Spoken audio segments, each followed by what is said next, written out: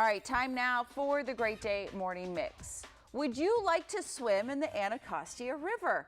It's actually been illegal to swim in waters around the district since 1971 because the water wasn't clean enough for recreational use. However, the nonprofit organization Anacostia Riverkeeper says that's been changing, and that's why it's hosting an event called Splash on July 8th that gives people the rare chance to swim in the Anacostia. The event runs from noon to 3 p.m. and tickets for 20-minute swimming slots are free. Swimmers will be able to swim in the river off the Kingman Island dock next to the Benning Road Bridge. For more information on those tickets, just head to our website, WUSA9.com. I feel like there's going to be a huge crowd coming out for that. You think so? I think so. I mean, just to say you did it, right? I mean, most people are just kind of like, oh, it's 20 minutes. I don't care. They say it's clean. Yeah. I think some people maybe that grew up here are probably, still not going. We looked at different Twitter feeds, I think, because I punched this in on Twitter to see what people were saying. I saw one person who said they might do it. Yeah. Everyone else was like, no thanks, hard pass. It does sound like they're going to test the water quality results and have those the day prior to make sure that area is safe, right? But it did, from what I saw, that people were saying on Twitter, not yet, not yet for me. Be curious to see what the crowd is out there. Yeah, and you can only sign up for one slot of those 20 minutes. Okay. Bradley Beal is officially leaving the Washington Wizards to join the Phoenix Suns, and he's now saying a final goodbye to the fans. Beal published a column on the Players Tribune yesterday, writing in part, quote, "You spend over a decade somewhere and that place becomes more than just the team that you play for. It becomes part of you." Then he added, quote, "To Wizards fans, of course, thank you for the support, the accountability, and ultimately the love."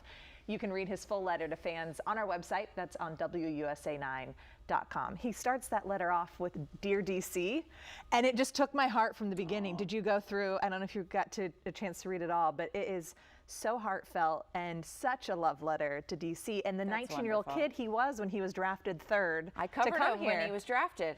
Do you remember that? I remember. 19, you're so young. And I remember because he played for the University of Florida, so I was very excited when the Wizards drafted him, and so we kind of had a little bit of that bond. But he was so excited. They're so young, and so he's grown up here in the district. Yes. But I love that he put in the accountability factor. Yeah. You know, he's had great seasons. He's had injured seasons. He's had not so great seasons, and fans have been behind him.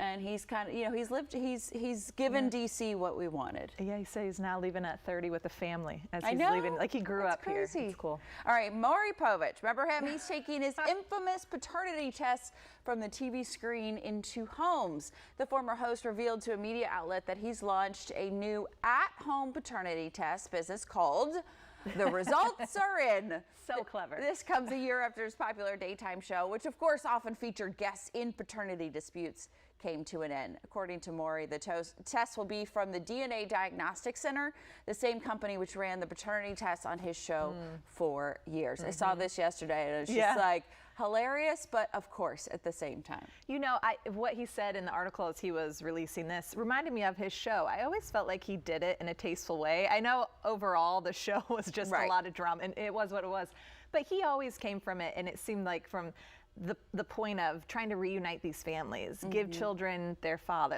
like let's sort this out, let's figure it out. And he said the same thing for this DNA test result.